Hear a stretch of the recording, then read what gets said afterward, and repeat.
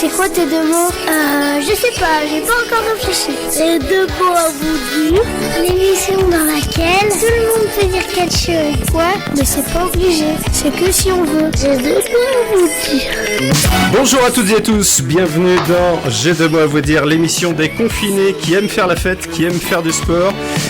Pour l'instant à distance, en attendant des jours meilleurs. Alors on peut faire la gueule, on peut pleurer sur notre sort, on va tâcher quand même de le faire dans la bonne humeur. Voici le 9e épisode, spécial confinement de J'ai deux mots à vous dire. Et bonjour les contributeurs. Les contributeurs, ils sont dans toute la France, David. Comme assez souvent. Sandrine est à Villefranche-sur-Saône, près de Lyon. Salut Sandrine. Marie-Pierre est à Tours. Salut Marie-Pierre. Bonjour à tout le monde. Anne est à Toulouse. Salut Anne. Bonjour. J'ai l'impression d'animer le multiplex Ligue 1 de RMC Sport. Cyr est à Vannes. Salut Cyr.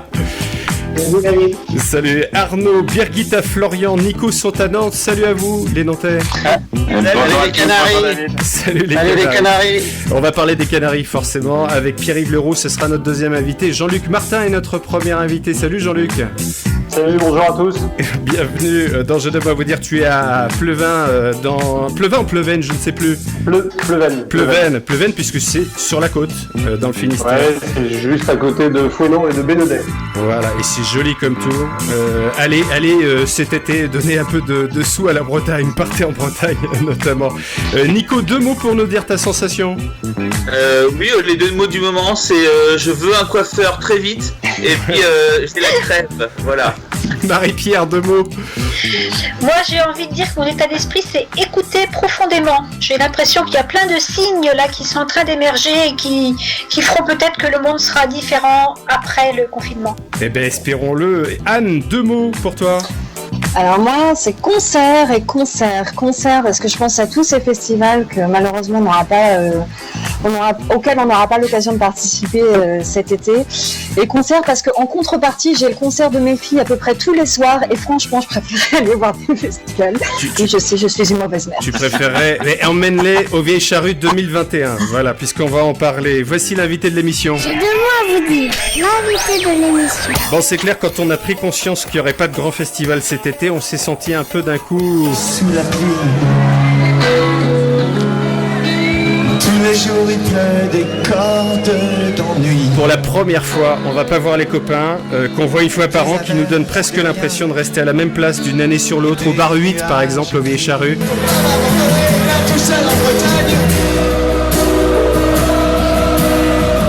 Alors après ce moment de stupéfaction,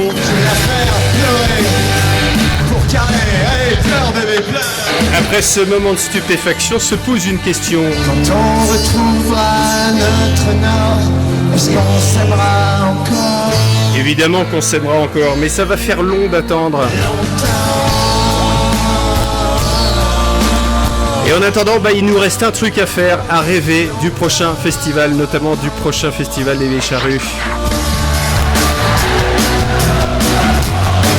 Et tout ça, c'était Bertignac en 2005 au Vieilles Charrues. C'est l'un des concerts que je n'ai pas vu, que j'ai entendu à la radio, mais je peux vous assurer que l'émotion était presque aussi intense. Voici Jean-Luc Martin. J'ai 2 mots à vous dire. L'invité de l'émission. Et on va lui poser plein de questions. Bonsoir Jean-Luc. Bonsoir et merci d'être avec nous parce que je sais que c'est difficile de répondre sans doute aux interviews en ce moment. Le report du festival en 2021, c'est la décision la plus difficile à prendre de toute notre histoire et à la fois c'est peut-être la plus sage et la plus responsable. Ce sont les mots de l'association que tu présides. 2 mots pour résumer ton sentiment là en ce moment. Ouais, c'est vrai que ça a été hyper compliqué. Alors maintenant, on va dire que c'est un peu le dur moment ou le douloureux moment est passé la semaine dernière quand il a fallu appuyer sur le bouton. Ça faisait déjà presque 4 semaines qu'on était en dialogue à essayer de trouver la bonne solution.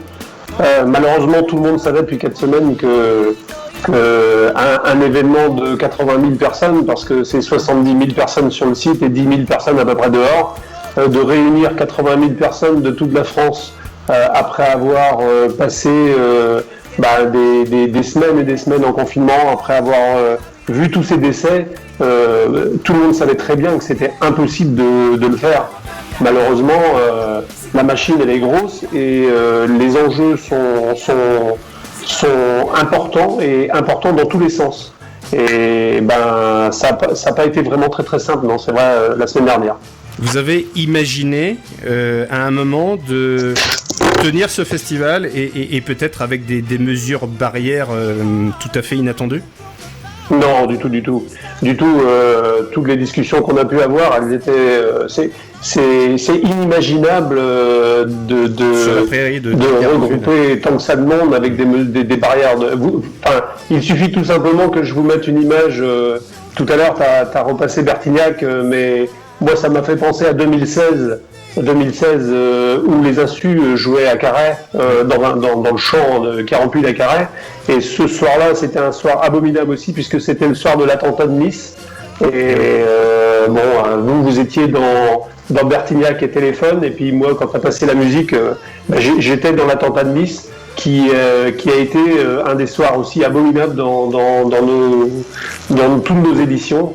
Et c'est impossible de faire des barrières. Quand vous avez 70 000 personnes de regroupées à faire la fête, les mesures barrières, c'est impossible. C'est absolument impossible. Quels échanges vous avez eu l'association avec le gouvernement et qu'est-ce que vous attendez encore à cette heure-ci de leur part ? Alors les échanges, on les a déjà depuis longtemps, parce que on est en permanence en échange avec eux depuis plusieurs années, enfin surtout depuis 2 ans là, où vraiment le monde du festival est en train de bouger énormément. Donc on a interrogé les pouvoirs publics déjà plusieurs fois. Ils sont venus 2 fois. On avait le ministre Riester qui était l'année dernière. On avait la ministre d'avant qui était venue aussi en 2018. Et là, depuis 4 semaines, on a beaucoup échangé sur le fait en sachant que c'était impossible de pouvoir organiser ce genre de manifestation, il était évident qu'il fallait stopper l'hémorragie. C'est-à-dire que tous les jours qui passaient, on creuse, c'est-à-dire qu'on s'engage dans des contrats, on s'engage avec des entreprises, des petites, des grandes, et puis plus le temps passe, plus la machine, comme elle est tellement grosse, il faut démarrer. Donc qu'est-ce qui se passe ? On engage des sommes et des sommes tous les jours. Donc nous on avait dit, il est important de pouvoir couper court à ça. Et le décret qu'ils avaient passé jusqu'au 15 avril pour tout rassemblement au-dessus de 50 personnes, je ne sais plus combien, nous on leur conseillait de le repousser à fin juillet ou fin août, justement pour ne pas laisser tous ces événements continuer à injecter du pognon, parce que de toute façon, ces événements-là, ils ne se feront pas. On le sait depuis le début. Donc, s'ils ne se font pas, ça ne sert à rien de laisser les gens continuer à mettre du pognon, parce qu'il va être perdu. Ça veut dire que vous êtes engagé à quelle hauteur, là, aujourd'hui ? Vous perdez combien à cette heure-ci ? Nous, aujourd'hui, je pense qu'on a perdu entre 1 million et 1,5 million d'euros à peu près. Mais sur un budget de 15, c'est ça ? Comment ? Sur un budget de 15 millions, c'est ça ? 17 millions. 17 millions, ouais. Et là, donc la semaine a été compliquée la semaine dernière parce que le lundi, l'État me garantissait que Macron allait annoncer on va dire un décret supplémentaire jusqu'à fin juillet ou fin août. Donc nous, ça nous convenait tout à fait, ça permettait d'arrêter l'hémorragie, parce que je rappelle qu'il n'y a pas d'assurance, qu'aujourd'hui on a un budget artistique de 4,5 millions d'euros. Et que ces 4,5 millions d'euros sont contractualisés, c'est-à-dire que si c'est les artistes qui arrêtent, qui annulent, on n'a pas les contrats à payer. Si de l'autre côté c'est nous qui annulons, contractuellement on doit les contrats. Oui, c'est comme un avion et un billet d'avion que vous avez pris. Si l'avionneur dit je décolle pas, il vous rembourse votre billet. Par contre, si vous décidez de pas y aller, il va pas vous rembourser votre billet. C'est pareil. C'est ça, c'est l'équivalent de la catastrophe naturelle. C'est ça. Dans d'autres circonstances. Et donc nous on attendait qu'une chose, et c'était la seule solution, parce que ce décret nous interdise l'autorisation du festival, et du coup tous les contrats étaient caducs. Question ? Oui, en fait, je me demandais, mais on parle d'annulation, mais si le festival est décalé, est-ce que vous pensez repartir sur une programmation équivalente en 2021 ? Ce qui permettrait juste de décaler les contrats ? Alors, la stratégie qu'on avait voulu mettre en place, c'était justement celle-là, c'est-à-dire de pouvoir négocier avec tous les tourneurs la possibilité de reporter à l'édition 2021 et de pouvoir mettre les mêmes artistes qui étaient prévus cette année l'année prochaine. Et du coup, rediscuter contractuellement pour pouvoir le faire. Mais la difficulté, c'est que on était déjà en discussion pour les tournées de 2021, donc il y a quand même des groupes qui vont se catapulter. Il y aura tous les groupes qui n'auront pas réussi à jouer, ils vont vouloir tous jouer. Mais avec plein de problématiques, je vous imagine même pas les trucs. Donc, oui, c'est ça, c'est que autant Céline Dion, Lenny Kravitz sont des artistes intemporels, autant il y a une multitude d'artistes qui étaient bien positionnés en 2020. Est-ce qu'ils le seront tout autant en 2021 ? C'est pas sûr. Clairement, on a 80 artistes qui jouent avec tout le staff et tout ce qui suit une tournée, parce que vous savez, une tournée, ça s'organise pas en claquant des doigts. C'est des mois et des mois de travail par des équipes. Il y a un très bel article qui a été fait sur l'impact justement sur les gens qui travaillent sur les festivals, où ils énumèrent tous les gens qui travaillent sur une tournée, mais c'est affolant le nombre de personnes qui se préparent pendant des mois et des mois avant. Tout ça c'est par terre, tout ça c'est chaos technique. Donc à un moment donné, là on est en train de travailler maintenant sur la solution de tout caser ça l'année prochaine, et bien évidemment de pouvoir dire à notre public, écoutez, l'année prochaine ce sera une fête encore plus belle, vos billets, deux solutions, soit on vous les rembourse, c'est ce qu'on va faire rapidement, rembourser les billets pour tous ceux qui veulent. Et ça veut dire que vous perdez en trésorerie, Jean-Luc ? Comment ? Si les festivaliers demandent le remboursement, vous perdez de la trésorerie. Ah clairement. Voilà. Clairement, donc le message oui. qu'on peut peut-être contribuer à faire passer, c'est patienter. Alors moi j'irai pas tenir ce message-là parce que on a un capital confiance et un capital respect avec nos festivaliers, et l'idée aujourd'hui c'est vraiment celui qui veut rembourser, on rembourse. On n'est pas là, on est vraiment là pour que ça se passe bien. Et puis ceux qui nous font confiance, et ils le seront beaucoup, on a eu des milliers de messages depuis mercredi soir, c'est même affolant, de messages des gens qui nous disent ne vous inquiétez pas, on vous suit. Mais il y a un paramètre plus important, aussi important, c'est que le modèle économique du Festival des Charrues, il est un peu particulier. Pour ceux qui le connaissent, c'est que déjà c'est une association liée. Alors il y a du bruit chez l'un d'entre vous, les contributeurs, je sais pas lequel. Continue, Jean-Luc. Ouais, et qui donc loi 1901 sans subvention. Donc il est évident que quand on discute avec on va dire le gouvernement ou peu importe qui, c'est beaucoup plus facile de discuter puisque de toute façon on demande de pognon en personne. Et la particularité, c'est qu'il y a maintenant 7 ou 8 ans, quand la tournure des festivals était en train de complètement changer, avec des cachets artistiques qui ont été multipliés par 5 ou 6 en très peu de temps, on n'avait pas de solution. C'est-à-dire qu'on avait un nombre d'entrées qui était fixe depuis 10 ans. On sait qu'on peut mettre 70 000 personnes. On a un prix qu'on avait, nous, jugé correct pour le public, c'est-à-dire à 44 € la journée. Et mathématiquement, si tous les prix augmentent, et puis que vous ne pouvez pas bouger le nombre de personnes, vous ne pouvez pas bouger le prix du billet, à un moment donné, ça coince. Et ce qu'on a fait, c'est qu'on a travaillé avec les partenaires et les mécènes, et aujourd'hui, le partenariat au Charrues, c'est 2,5 millions d'euros. C'est-à-dire à peu près entre 11 et 12 € du prix par billet. Est-ce qu'ils vous suivent ? Donc jusque là, ça marchait. Sauf que là, j'avais, pas plus tard que hier, j'ai eu 2 des gros partenaires, des gens qui suivent les Charrues depuis des années, ou d'ailleurs un qui est de Nantes, mais qui me disait mais c'est une catastrophe. Aujourd'hui, avant de pouvoir recréer de l'événementiel au niveau de leur société, mais il faudra 3 ou 4 ans, peut-être plus, tellement ils ont mangé d'argent ou tellement là ils sont en train de creuser là. Donc on ne s'en rend pas bien compte aujourd'hui, parce qu'il y a tous ceux qui sont salariés et qui aujourd'hui ont leur 80% de leur salaire, qui sont à la maison en chômage partiel, qui leur pouvoir on va dire financier, il n'a pas beaucoup changé, on dépense un peu moins, donc ça va bien quoi.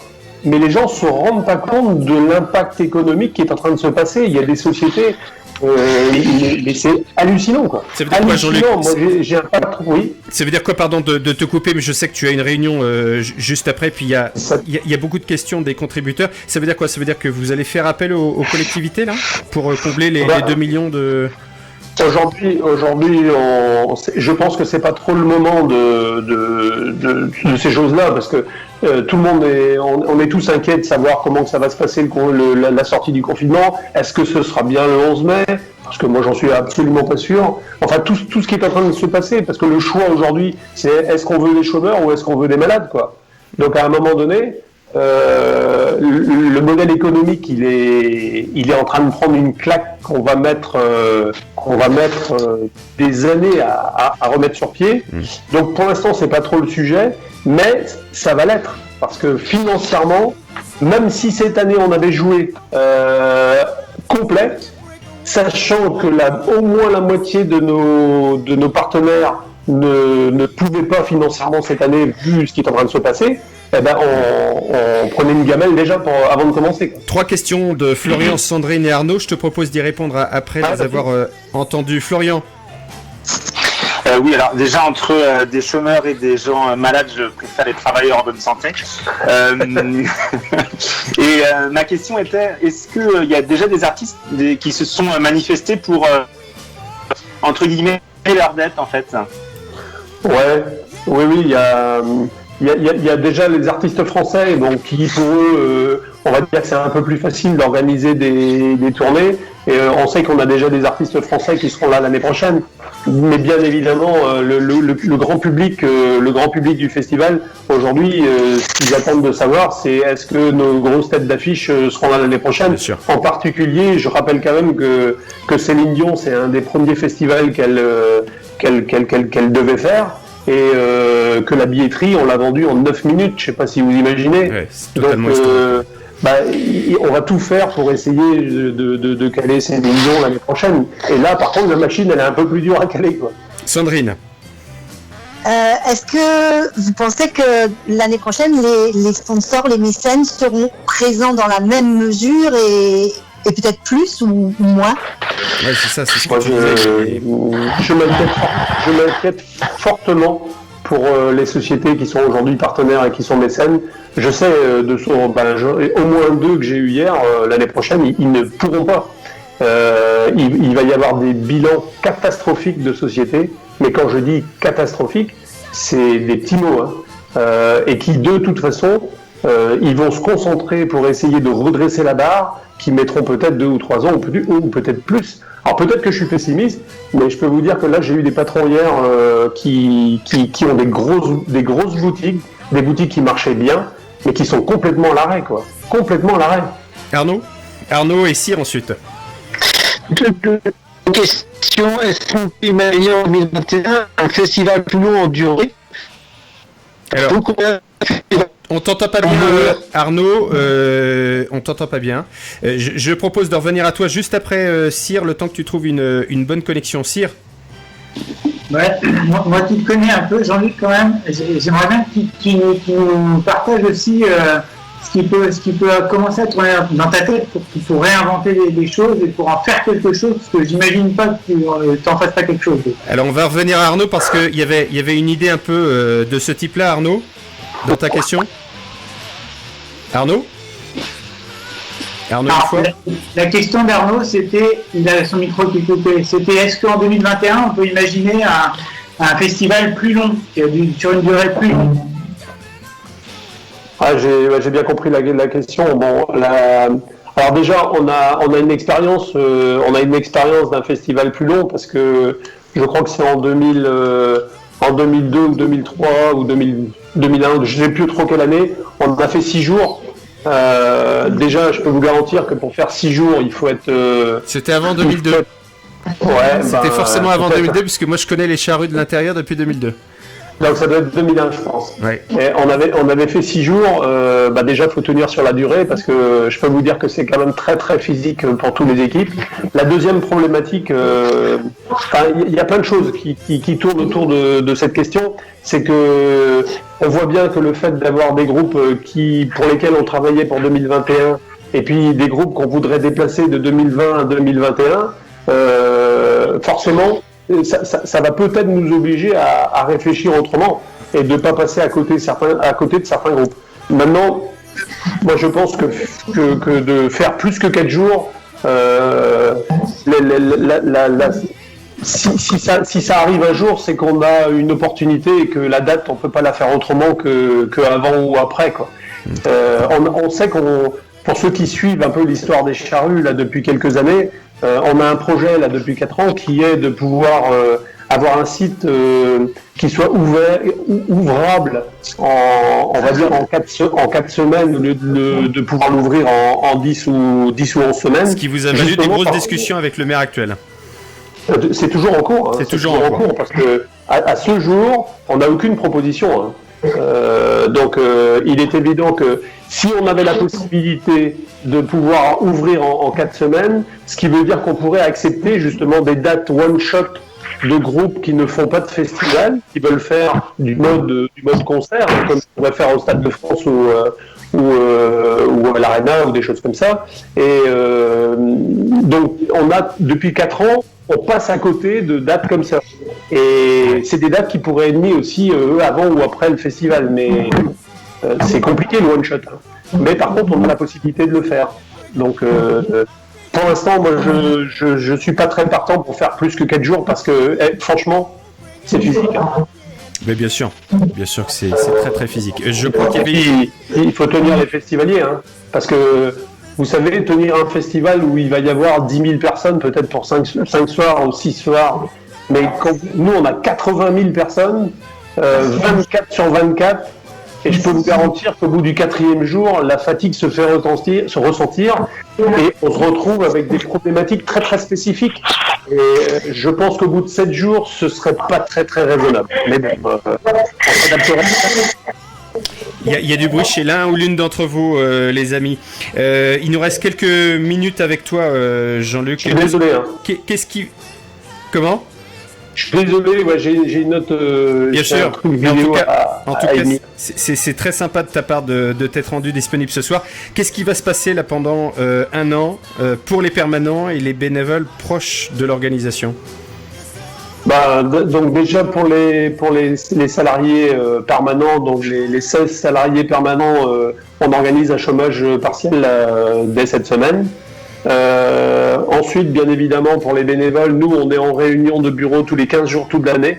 Donc c'est comme ça notre fonctionnement. Ensuite, il y a tout plein d'équipes qui tournent de bénévoles. Je vous rappelle, c'est 7150 bénévoles. Donc on se retrouve avec des bénévoles dans plein de segments d'activités différentes. Après, il y en a qui se réunissent tous les mois, tous les 2 mois. On a un conseil d'administration, on en fait 4 ou 5 tous les ans. Donc et puis il y a des événements qui sont prévus aussi sur la période. Mais tu parles des bénévoles, mais l'impact économique sur les associations, donc je vous rappelle quand même que c'est 130 associations, c'est 135 000 euros de dons faits sur l'année 2019. 18 millions de retombées économiques pour tous vos fournisseurs. Donc je peux vous garantir que quand on était à discuter de savoir qu'est-ce qu'il fallait faire, c'est très difficile d'appuyer sur le bouton, parce que l'impact il va être terrible sur la vie de tous les jours, toute l'année. Question rapide de Sandrine, ça sera la dernière avant une note plus positive pour terminer. Sandrine. Oui, en tant qu'artiste moi-même et chanteuse, j'ai une vraie interrogation, pour ne pas dire une préoccupation sur l'avenir des grands événements musicaux ou même des concerts tout court. Quel est votre avis ?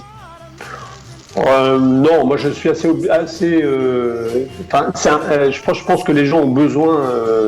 Peut-être qu'il va falloir redéfinir la façon de faire, mais vous savez, l'engouement il est tellement là, les gens aiment trop faire la fête.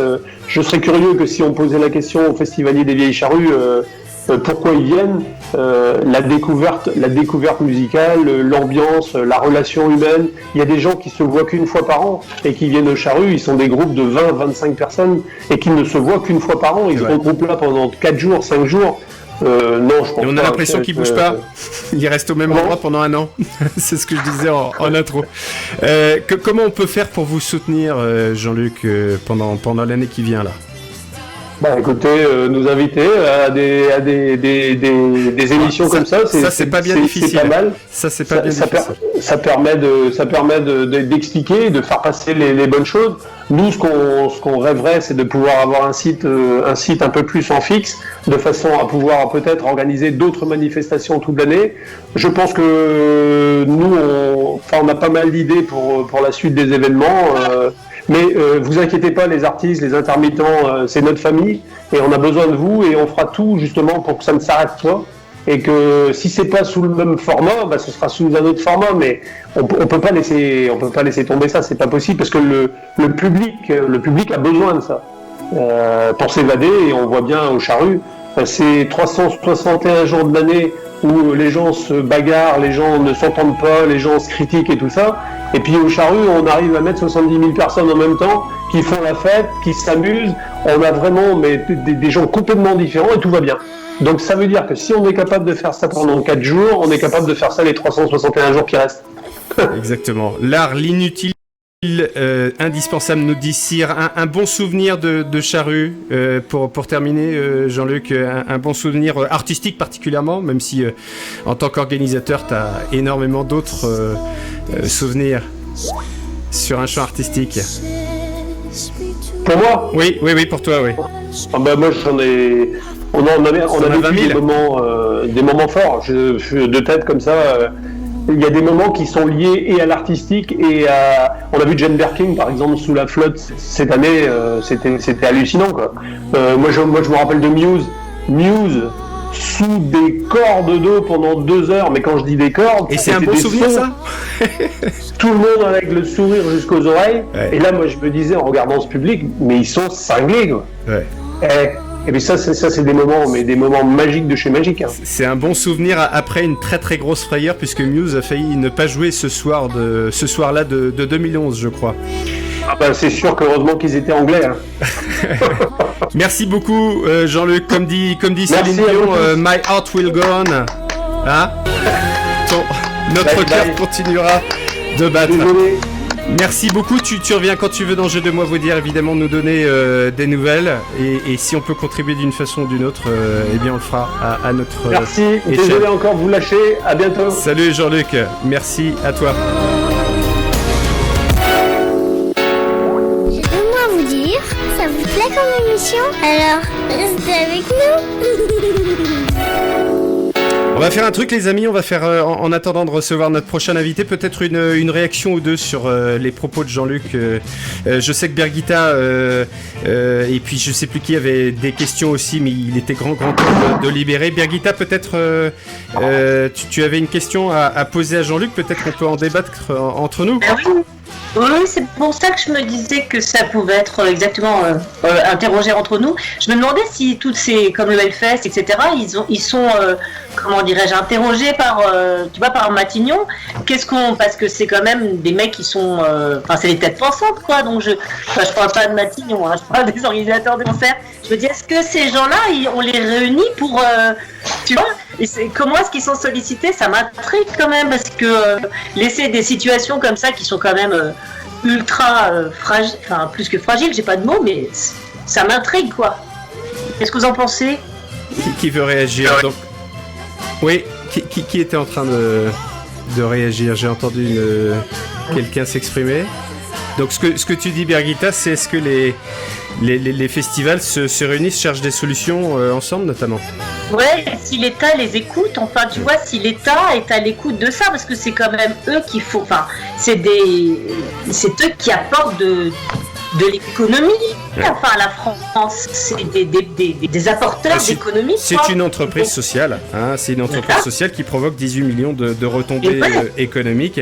Ce qui est clair, c'est que le ministre de la Culture, Franck Riester, a annoncé il y a encore quelques jours, et je ne crois pas qu'il ait démenti à l'heure où nous enregistrons ce 20 avril, bien la possibilité de tenir sur que les petits festivals puissent se tenir, mais pour autant, d'après les mots de Jean-Luc Martin à l'instant, il n'y a pas eu de réponse donnée aux grands festivals, les Charrues, les Francopholies, Hellfest et tous les autres. Une autre réaction sur les propos de Jean-Luc? peut-être en complément, il y a d'autres types de festivals. Hein, aussi. Il y a les festivals indépendants comme les Charrues par exemple, mais il y a aussi des festivals qui ont été rachetés par des tourneurs et c'est deux mécaniques économiques différentes. Et enfin, personnellement, connaissant bien Jean-Luc,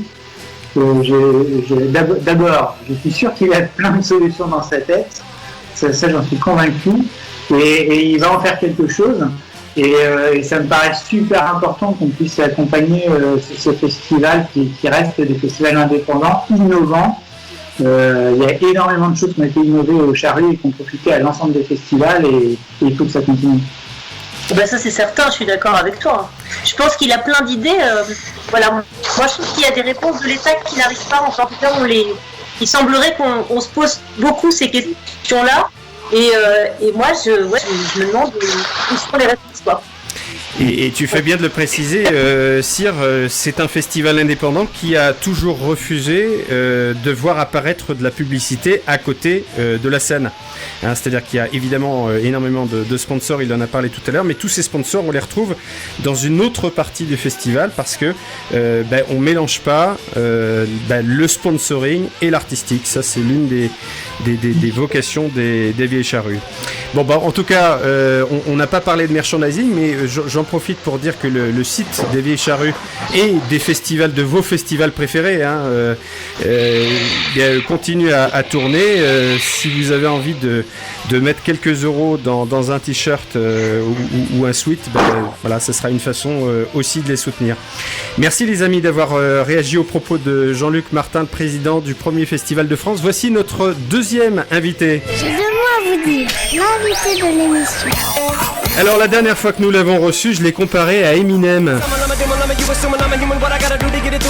La preuve. Pour récupérer ce ballon, Jérôme Leroy, le mot est contrôle, c'est récupéré. En fait, normalement, ça donne ça. Pour récupérer ce ballon, Jérôme Leroy, le mot est contrôle, c'est récupéré par Oscar. Mais en ce moment, il est confiné, donc forcément, il a perdu son rythme habituel. Pour récupérer ce ballon, Jérôme Leroy, le mot est contrôle, c'est récupéré par Oscar. Je ne sais pas s'il parle comme ça. On va quand même vérifier l'information. On s'en met un petit coup parce que... Pour récupérer ce ballon, Jérôme Leroy, le mot est contrôle, c'est récupéré par Oscar Iwolo. Pour récupérer ce ballon. Un jour, je parlerai à cette vitesse-là.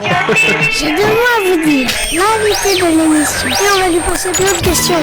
On va lui poser plein de questions. Pierre-Yves Leroux est notre invité, les amis, dans J'ai 2 mots à vous dire. Salut Pierre-Yves. Bonjour à tous. Est-ce que le sport est plus joyeux que le monde artistique en ce moment? C'est une des questions qu'on va te poser. D'abord, les 2 mots qui résument tes sensations là en ce moment. Temps suspendu. C'est ça. Et c'est l'historien qui parle là. Ouais, je trouve que on est vraiment dans une période où le temps a changé de rythme et c'est assez appréciable, en tout cas pour moi. C'est vrai que tu parles moins vite. C'est vrai, je parle moins vite. Non, mais c'est surtout que je trouve que il y a beaucoup de choses. Tu parlais d'histoire, il y a le temps et il y a aussi le son. C'est-à-dire que j'avais un prof, moi, il y a 25 ans maintenant, qui nous disait mais vous ne pouvez pas comprendre ce qu'était l'environnement sonore des gens du Moyen-Âge. Parce qu'il y a une pollution sonore qui est permanente pour nous. Et en ce moment, pour ceux qui vivent en tout cas à la campagne, et bien là on retrouve ça, il n'y a plus d'avions, il n'y a quasiment plus de voitures et c'est assez étonnant de revivre ce que vivaient les gens à l'époque médiévale. C'est vrai, et comme on a suivi à peu près les mêmes cours d'histoire, toi t'en as suivi plus que moi, ceci dit, on a eu les mêmes profs, tu dois te rappeler pourquoi elle sourit comme ça, Anne, je comprends pas. Il y a un prof que t'as dû avoir toi aussi qui nous disait on ne juge pas les personnes de leur époque, ils sont de leur époque. Forcément les codes ont complètement changé. J'ai envie de te poser d'emblée, tiens, une question plutôt de conclusion, mais puisqu'on parle d'histoire, qu'est-ce que nos descendants, allez, dans 50, 60 ans. Tiens, ça sonne chez quelqu'un. Je sais pas chez qui ça sonne, mais ça sonne. Ça sont les joies du direct, c'est formidable. Exactement. Qu'est-ce que nos descendants dans 50, 60 ans, d'après toi, pourront dire de cette période et pourront dire des contemporains que nous sommes aujourd'hui? Alors forcément, je pense qu'ils pourront dire des choses avec leur vision dans 50, 60 ans, et c'est-à-dire ce qui se sera passé après aussi. Leur analyse, elle sera forcément liée à ce qui va se passer pour nous dans 1 an, dans 2 ans, dans 5 ans, toutes les conséquences de cette période. Donc leur vision, elle est très difficile à avoir. Il faudrait se téléporter un petit peu pour pouvoir en dire plus. Nous, on est vraiment dans ce temps présent, et notre analyse, elle est très très subjective, et elle est très différente aussi pour plein de gens, et on le voit dans l'analyse de beaucoup de personnes. C'est ah oui, demain ça sera forcément différent, et il est temps que ça change, et puis d'autres qui vont dire non, il faut repartir sur les mêmes bases, rien ne va changer.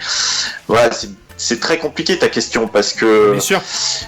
Bien sûr, voilà, c'était pour savoir si tu avais soit une boule de cristal, soit une capacité d'historien à t'émanciper de notre quotidien pour peut-être, je sais pas, faire quelques pronostics, puisque tu es un homme de pronostics, toi.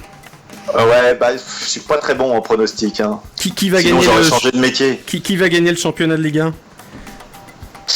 Je pense que ça sera Paris de toute façon. Rennes ou Nantes ? Non, mauvaise réponse.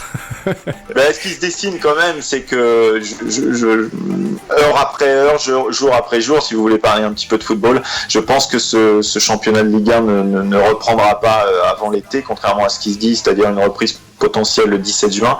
Il y a trop de choses compliquées, des joueurs qui n'ont pas envie non plus de reprendre là, et on va peut-être se diriger vers une fin de saison en septembre ou octobre, ce qui serait à peu près ce qui serait unique, et puis ce qui serait un peu surprenant, mais bon, on va voir. Il y a des impératifs, pour revenir à des choses très économiques pour les clubs de foot, c'est que ce championnat il se termine pour que les équipes puissent avoir accès au versement des droits télé, ce qui est très important pour les clubs de foot, de la même façon que le Tour de France doit à tout prix se tenir pour l'organisateur ASO, Amaury, le groupe Amaury, parce que dans le budget du groupe Amaury, le Tour de France représente 50% du budget, donc s'il ne se tient pas, c'est assez catastrophique pour les équipes cyclistes et pour ASO, qui est le propriétaire du journal L'Équipe également. Alors, est-ce qu'il y a des notions de retombées économiques, comme on en parlait avec les vieilles charrues à l'instant, les villes, et puis peut-être tout un tas d'acteurs qu'on ignore quand on ne connaît pas le Tour de France de l'intérieur, comme c'est ton cas ? Oui, dans le milieu sportif, c'est à peu près comme dans le milieu culturel.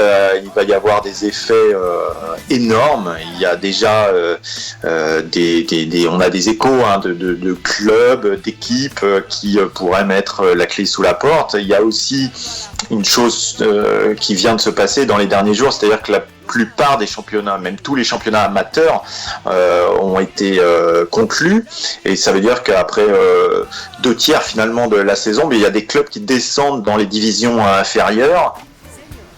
Alors ils auraient très bien pu se sauver, et que économiquement certains vont être en difficulté pour ces raisons-là. Il y a par exemple une grande équipe cycliste, une équipe World Tour, donc c'est la Ligue 1 du vélo, qui a déjà licencié du personnel, qui a baissé de 80 à 90% le salaire de certains coureurs, et on ne sait pas si la situation se poursuit encore quelques mois. Ce que ça va donner. Donc les conséquences sont énormes dans le milieu du sport également. Et forcément, pour nous aussi, journalistes qui travaillons sur ces sujets-là, il y aura des effets. Une rédaction comme celle d'Eurosport a déjà annoncé qu'avec un Tour de France en septembre, elle n'enverrait pas autant de journalistes que s'il avait eu lieu en juillet. Et voilà, il y aura des conséquences aussi, comme pour toutes les entreprises dans le milieu du sport. Et chez vous, à RMC, tu seras sur la moto en septembre ?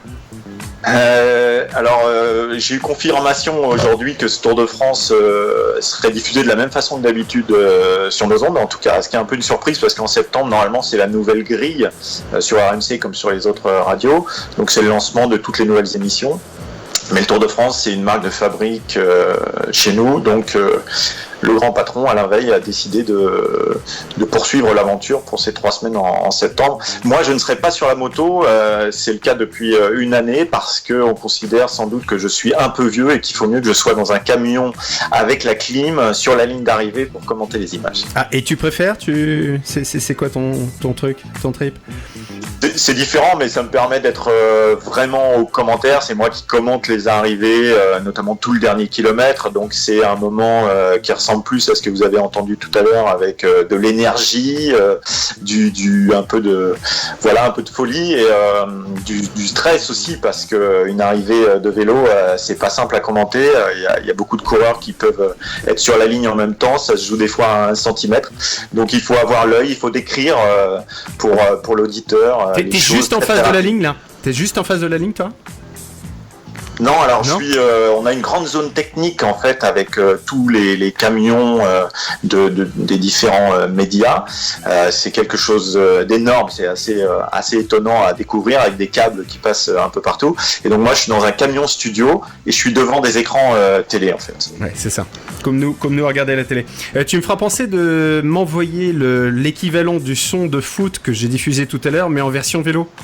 Voilà, pour la prochaine fois. J'ai ça en magasin. Pour la prochaine fois, tu viendras dans Je dois vous dire pour qu'on ressente la folie justement. C'est dommage, David, que notre invité d'avant ne soit pas là, parce que moi, ça me rappelle des souvenirs journalistiques.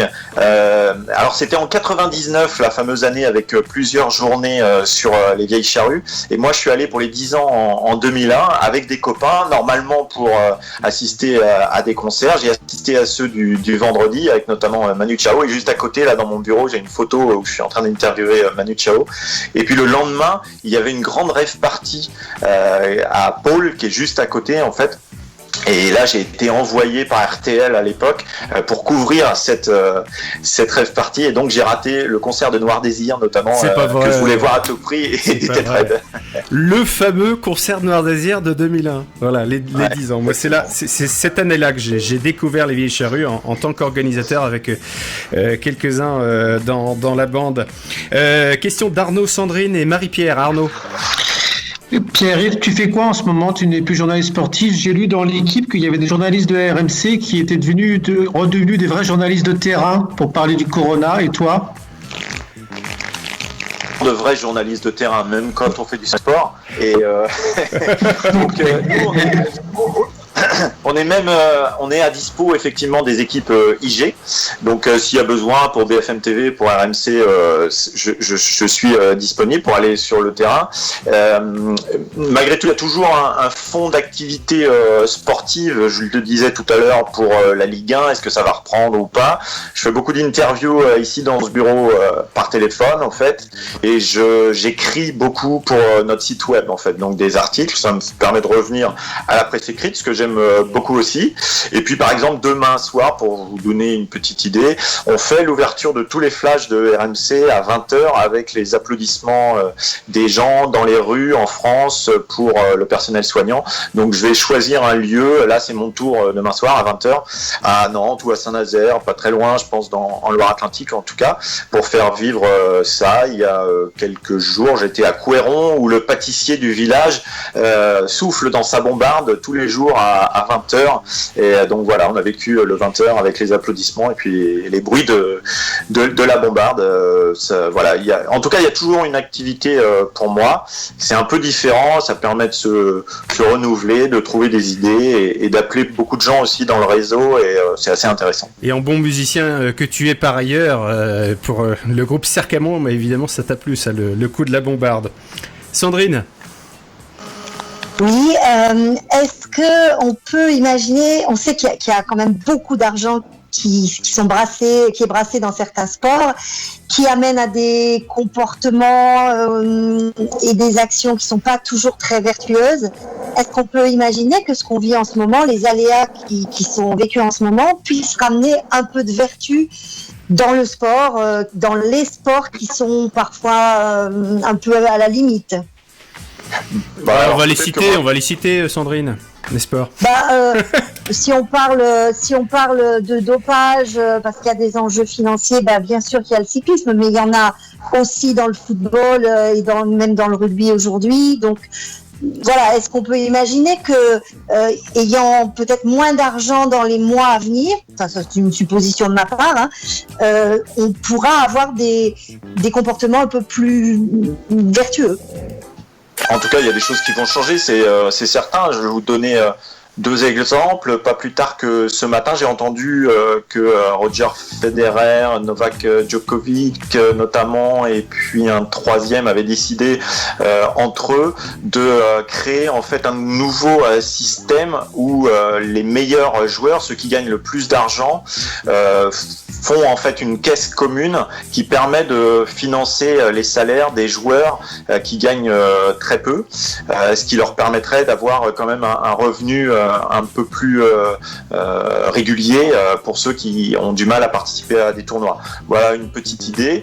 Je donne un petit coup de main à Cyril Dumoulin, qui est le gardien du HBC Nantes et de l'équipe de France de handball, et qui lui, au tout début du confinement, est allé dans son garage, s'est rendu compte qu'il lui restait plein de maillots. Il a dit moi je vais vendre ces maillots-là aux enchères, et puis ça va permettre d'aider le personnel hospitalier. Et puis de fil en aiguille, il y a plein de sportifs qui ont décidé de donner des maillots. Voilà, on a essayé de contacter un certain nombre de sportifs comme ça. Et là, ce soir, il y a quelques instants, j'ai appris qu'on était rendu à 140 000 € qui avaient été récupérés grâce à des ventes aux enchères comme ça. C'est joli. Donc voilà, il y a des choses qui se passent, qui sont sous forme de ce type de solidarité.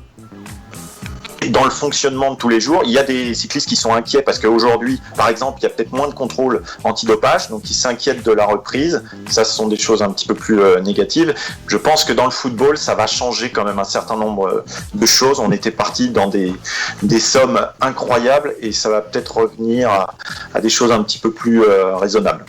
Tu penses que c'est jouable, ça, qu'il peut y avoir davantage de vertus sur le niveau de salaire? Je pense que les choses vont diminuer. J'imagine en tout cas. Que te dit Thomas Voeckler là quand tu l'appelles tout récemment, quand tu fais la tournée des grands cyclistes notamment ou des footballeurs? Tu suis côté football, tu suis surtout le Stade Rennais. Qu'est-ce qu'il te dit? Oui, tous les clubs de l'Ouest. Alors Thomas Voeckler, là, je l'ai appelé justement pour savoir s'il n'avait pas un maillot qui traînait éventuellement pour le mettre aux enchères, et immédiatement il m'a dit j'ai un maillot jaune de 2004, j'en ai plus de 2011, mais 2004 j'en ai, donc je vais l'offrir, et voilà, c'est un maillot qui a dû être acheté à 2000 ou 3000 €. Ça a permis de financer un petit peu cette caisse pour le personnel soignant. Tu me poses la question en fait de ce qu'il me dit en général sur l'actualité. Sur cette période, oui, c'est ça. Sur cette période, sur la reprise, sur l'entraînement. Comment ils s'entraînent ces sportifs-là?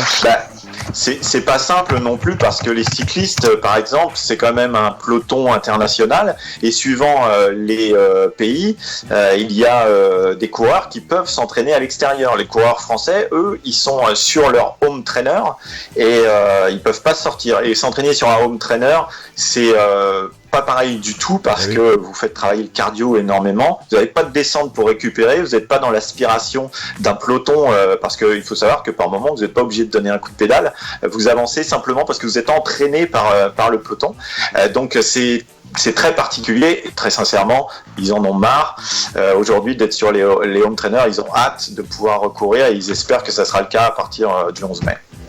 J'ai pas suivi tous les chats là, parce qu'il y a du private joke sur le chat. Qui voulait réagir là tout à l'heure? Birgitta, j'ai senti le cœur s'exprimer là tout à l'heure. Non, je suis désolée. Sur les ventes aux enchères. Sur les ventes aux enchères. Parce que je trouve que c'est une excellente idée, les ventes aux enchères. Et je me disais même que je pense que ça serait l'occasion de parler aux étudiants qui se posent des questions sur leur avenir, et d'avoir le temps d'avoir comme ça des témoignages d'anciens, de cyclistes, etc. Enfin, on a envie de ça, je pense. Les jeunes, ils se posent plein de questions en ce moment. C'est vrai. Et puis ça crée des gestes vraiment beau. Il y a Alexis Vastine, qui est un boxeur qui est décédé dans ce fameux accident d'hélicoptère, vous vous en souvenez peut-être, dans un jeu en Amérique du Sud, Drop, où Camille Muffat, la nageuse, était décédée également. Eh bien, le papa d'Alexis Vastine a remis la tenue que portait son fils aux Jeux Olympiques de 2012. Il nous a fait une vidéo où il est très ému, évidemment.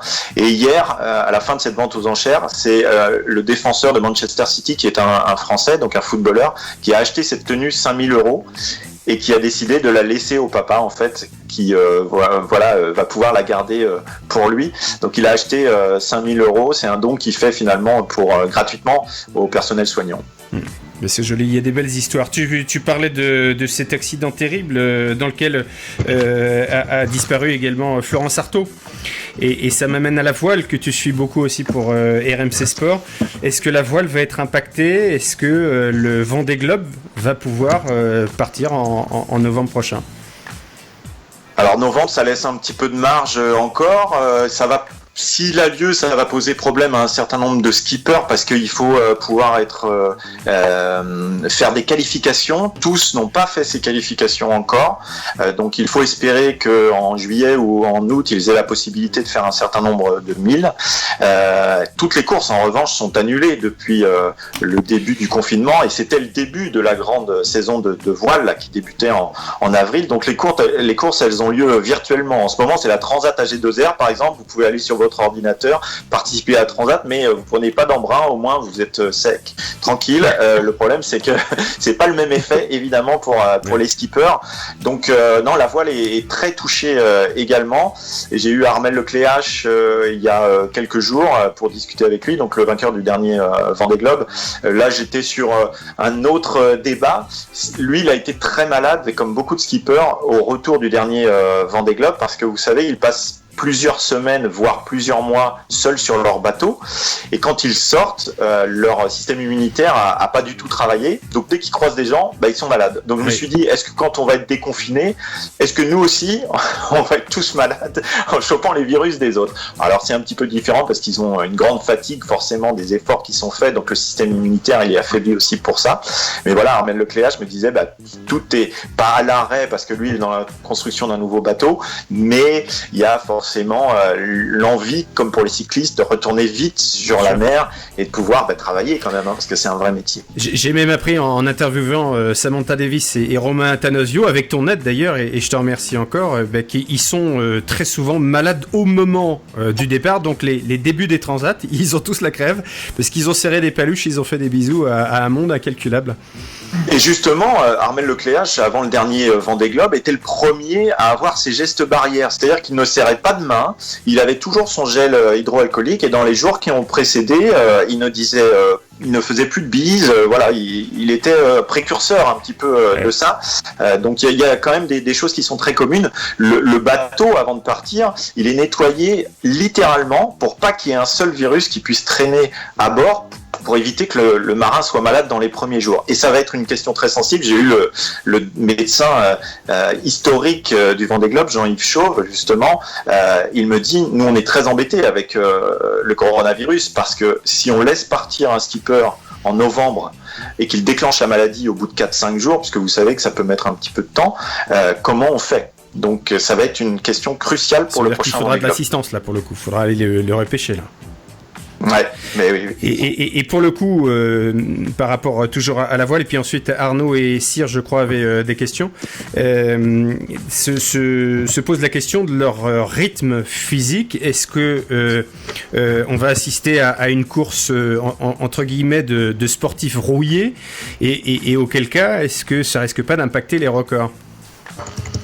Non, pour la voile, je ne pense pas, parce que ils vont vite se remettre, et puis ça reste un sport mécanique, donc c'est la machine qui entraîne beaucoup. En revanche, pour le cyclisme, je pense qu'il va y avoir des effets. Pour le football aussi, les reprises vont être un peu compliquées, c'est certain.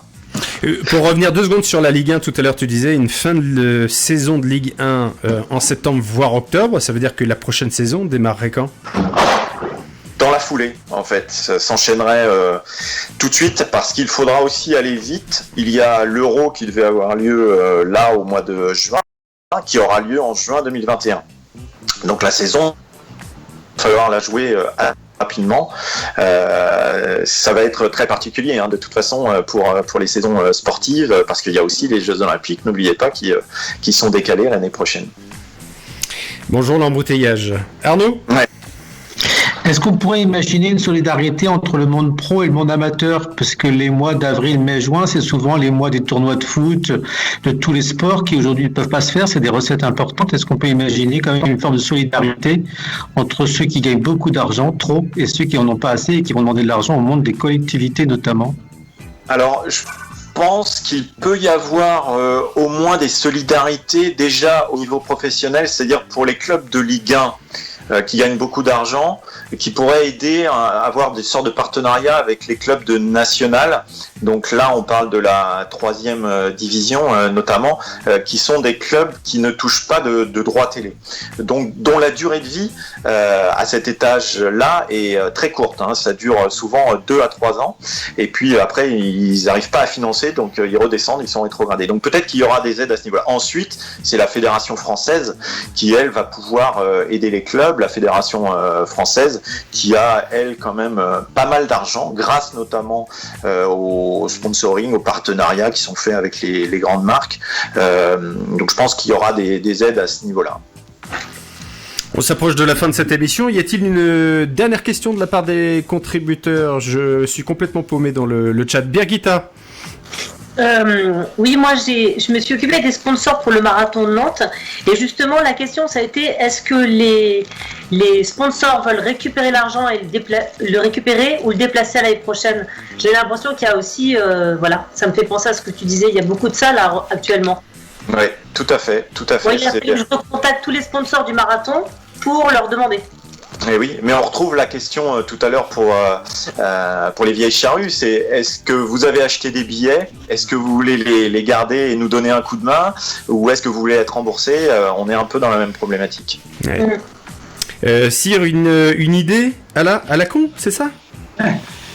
Cyr, non mais en fait en foot il faudrait faire comme en Superbike, il faudrait que chaque mouton compte pour un match, et ça accélérerait un peu le rythme. Et puis ça soulagerait un peu le calendrier aussi, et ça passerait. On va peut-être pas être obligé d'arriver à ça, mais pour la Champions League par exemple, qui doit se terminer aussi, pour l'Europa League, où normalement ce sont des matchs aller-retour, on va peut-être avoir que des matchs simples, sans aller-retour, pour gagner un petit peu de temps dans le calendrier. Donc on n'est pas loin quand même. On avait parlé la dernière fois que tu es venu dans J'ai 2 mots à vous dire, il y a pas loin de 18 mois maintenant, de 2022, de la Coupe du Monde au Qatar, après avoir vécu un tel cataclysme avec forcément une réinterrogation de l'argent, une réinterrogation aussi de l'empreinte carbone. Est-ce qu'on risque pas d'assister à davantage encore de boycott de cette Coupe du Monde? Ça dépendra dans quel monde on bascule après cette crise. On en revient à notre discussion de tout à l'heure, de ce qui va se déclencher, de comment les pays vont pouvoir se remettre de ça, combien de temps ça va durer.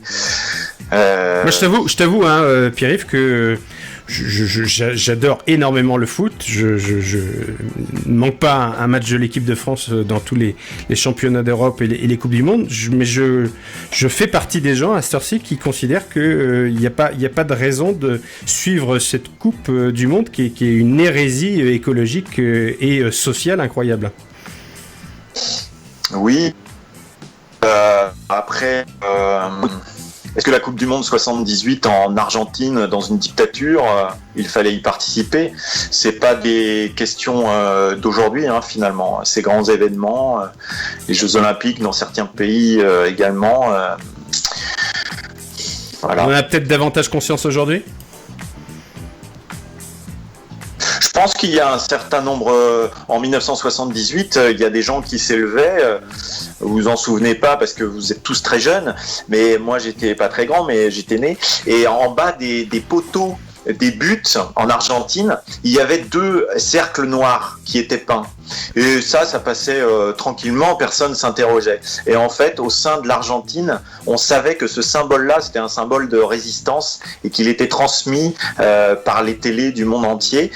Et voilà, et ce sont des petites choses comme ça qui, après, les historiens ont pu décoder et se rendre compte que déjà à l'époque, voilà, il y avait des critiques et certaines équipes, voilà, avaient aussi. Et je pense que certains joueurs ne sont pas allés d'ailleurs volontairement pour des raisons politiques en Argentine.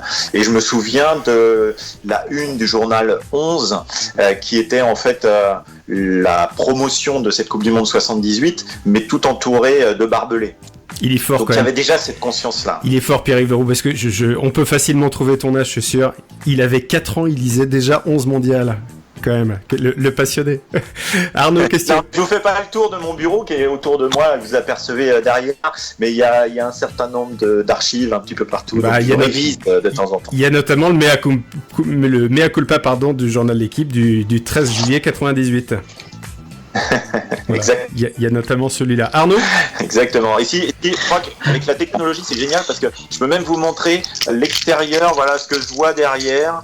Ah, c'est sympa ça. Donc vous voyez, c'est pas mal, quoi. C'est confortable. Il y a une petite mésange qui a fait son nid juste à côté, donc je la surveille. Elle vient donner à manger régulièrement. Là, en ce moment. Et poète par là-dessus. Arnaud ? Pierre-Yves, tu penses quoi de la nouvelle passion des Français, le jogging à moins d'1 heure de chez soi ? Ouais, bah c'est super, faut faire du sport. Donc si ça peut déclencher des choses chez les gens, courir, c'est très très bien. On voit qu'il y a peut-être un léger surpoids chez certains qui peut entraîner aussi des maladies. Donc non, le footing c'est très très bien. Et puis moi je comprends que les gens aient besoin de prendre un petit peu l'air. Je vis un confinement luxueux à la campagne, c'est pas le cas de tout le monde. Donc je peux comprendre que de temps en temps ils aient envie d'aller promener leur chien ou d'aller courir un petit peu tout en respectant les consignes sans se rapprocher trop des gens, mais voilà, c'est pas une période facile quand même, donc faire du sport c'est bien. Nos corps vont s'en souvenir sans doute et peut-être aspirer à davantage d'émancipation physique. Pour terminer, Cyr avait une citation. Cyr, je t'ai vu écrire une citation. Non mais à partir du moment où c'est écrit dans le chat, moi je balance. Non, Cyr n'a pas de citation, donc il va pas remettre son micro en fait, il veut pas assumer. C'était sur l'Argentine et le Qatar, c'était juste progresser, c'est changer d'erreur, quoi. On a le droit de progresser aussi. C'est vrai. Bien sûr. Ouais. C'est vrai, mais enfin bon, quand même, moi j'ai encore des scrupules. Il y en a d'autres qui ont des scrupules à cette heure-ci en tout cas, à suivre la Coupe du Monde en 2022 au Qatar. Non, je suis le seul. Je suis seul au monde. Ah, on est au moins 2. Bon, voilà. Je ne sais pas. Il va falloir quand même un paquet d'arguments pour que je la suive, cette Coupe du Monde. C'est-à-dire qu'à partir du moment où tu climatises un espace ouvert, c'est n'importe quoi. Ah, Sandrine nous je rejoint. pense qu'il y en aura des réticences, mais effectivement, là, tu poses la question de quelle est la conscience populaire de ce changement climatique. Donc là, nous, on est dans un monde éduqué de privilégiés où, oui, on en a conscience, mais est-ce qu'on est une minorité ou est-ce que ça va toucher aussi les gens qui sont passionnés d'autre chose et comment tu m'en balances tout ça? Et c'est vraiment toute la question de demain. Vers quoi on va? Pour moi, ça faisait partie de ces fameux comportements vertueux que j'appelle de tous mes voeux, parce que typiquement là, cette Coupe du Monde, collectivement, c'est pas du tout un comportement vertueux que de la projeter. Mais c'est bien aussi, je pense, de regarder chez nous. Aucun d'entre vous n'est allé au bord des routes voir passer le Tour de France avec des dizaines et des dizaines de voitures et des camions et des bus qui polluent. Bah en fait, on avait le projet avec Arnaud et Florian de venir te retrouver le 5 juillet à l'étape près de Pau, là, dans les Pyrénées, mais on y serait allé en vélo, nous. Parce qu'on est comme ça. Et sans assistance électrique. C'est quelque chose qui me rend fou parce que sur les zones de départ et d'arrivée du Tour de France, vous avez 22 équipes avec 22 bus qui sont à l'arrêt, enfin qui sont arrêtés, mais qui tournent pour avoir la clim à l'intérieur. Ce sont des choses folles et la caravane du Tour, ce sont des milliers de kilomètres qui sont faits par des véhicules et qui polluent aussi. Donc il y a à progresser aussi chez nous avant le Qatar. T'es en train de nous dire qu'il faut pas t'écouter là, il faut pas suivre le Tour de France. commence en septembre en fait. En fait, comment intégrer un Tour de France écologique. Enfin, moi, je suis de Toulouse et du coup, j'ai la chance d'être près des Pyrénées. L'après Tour de France est aussi assez impressionnant parce que les bords de route sont des poubelles étalées tout au long de la route, quoi, avec plein de choses en plastique, parce que même si les mairies essayent de mettre en place du ramassage d'ordures, c'est assez impressionnant. On voit l'avant et l'après Tour de France. Il y a des progrès à faire. Ce qui n'est pas le cas au Charru où chaque champ et chaque objet est ramassé centimètre carré par centimètre carré. Et par qui? Par les festivaliers ou par les organisateurs? Par les bénévoles et les organisateurs. D'accord, mais donc ça veut dire que les gens n'ont pas encore cette responsabilité individuelle. Ceci dit, les choses ont changé dans les festivals depuis les gobelets consignés. Hein. Oui. Voilà, oui, puis j'ai souvenir moi de ce festival en 2001 où j'ai quand même un camarade qui pendant le concert de Matmata a perdu. Alors attends une seconde. Il y a quelqu'un qui a son micro ouvert et il y a du monde dans la maison. Voilà. Oui, tu disais Pierre-Yves. Non, je disais qu'à une époque, il y avait aussi de la pollution, puisque en 2001, au Vieilles Charrues, j'étais avec un camarade qui avait voulu être au premier rang du concert de Matmata et qui est reparti avec une seule chaussure. Donc, il en reste sûrement une à traîner quelque part. Bien guitare. Donc, on n'a plus qu'à consigner tous les petits gadgets qui sont donnés par les voitures du Tour de France. Il faudrait qu'elles soient consignées, comme ça, oui. On aura peut-être des bords de route plus propres. Ouais, c'est ce que nous dit d'ailleurs Marie-Pierre, je crois, sur le chat en disant que il faudrait virer les goodies, sauf le sauciflard, nous dit Arnaud. Birgit, ta question. Oui, je me disais, ça serait chouette de faire une émission télé où il y a justement des témoignages, comme ce que tu viens de dire, ou comme même ce que tous les contributeurs ont dit, en mettant en évidence tous ces gestes vertueux. Ça serait génial. Comme ça, peut-être qu'à force de compiler tous les gestes vertueux et de constater, on aurait enfin des informations complètes, quoi. Parce que là, il y a souvent des bribes d'infos, mais il faudrait une chaîne pour ça. Vertueuse. Bien sûr. Ça existe peut-être, hein. Ce serait une bonne idée, effectivement, de compiler tout ça. Merci beaucoup Pierre-Yves d'avoir été avec nous. Rendez-vous pas le 5 juillet près de Pau. C'était où l'arrivée d'ailleurs? La Reims, c'est ça? Exactement, c'est la Reims. La Reims. Ça sera plus tard en septembre. Ce sera peut-être pas le même climat, mais vous pouvez venir surtout, avec votre vélo, bien sûr. On sera peut-être un peu moins dispo en septembre. Je voulais vous féliciter de réussir à faire une émission dans les conditions actuelles, et c'est aussi bien pour ça cette période, c'est qu'on progresse tous technologiquement, on va vers des nouveaux outils, donc voilà, on s'inspire aussi, on arrive à progresser quand même. Merci beaucoup, merci pour ton retour. Est-ce que tu as ta guitare dans ton bureau? Parce que nous, quand on a une chanteuse, on la fait chanter, quand on a un guitariste, on le fait gratter. J'ai une guitare pas très loin, c'est une vieille guitare, mais ouais, elle est là pour m'inspirer un petit peu. Tu vas nous jouer un petit truc, quelque chose? Oh, c'est dur, je vais essayer. C'est dur, c'était pas prévu. C'est comme ça, moi, dès que j'ai un artiste musicien, un danseur, ça serait plus compliqué par Skype, mais un musicien, une musicienne, c'est possible. Tu nous joues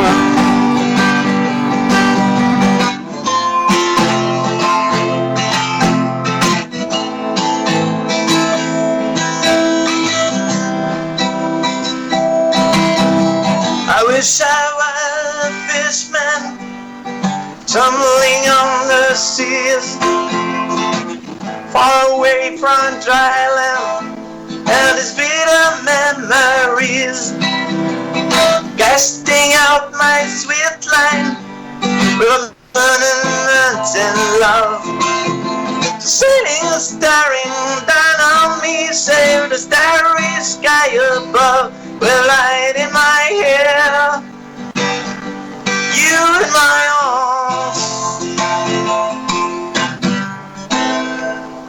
Yes, bravo Pierre-Yves.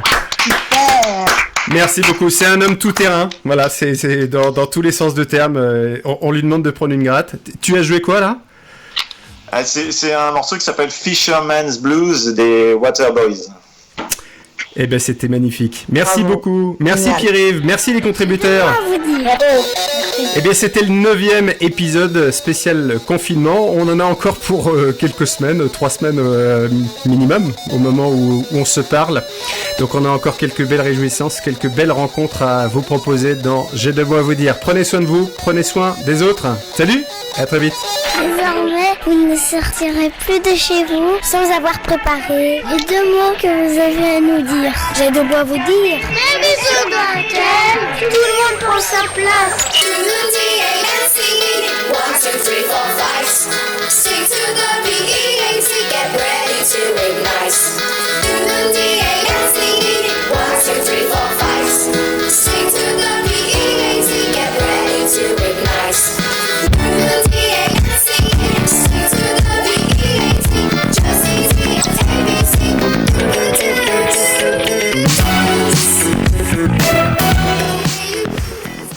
Yes. Ben voilà, je termine. Père. Non, juste...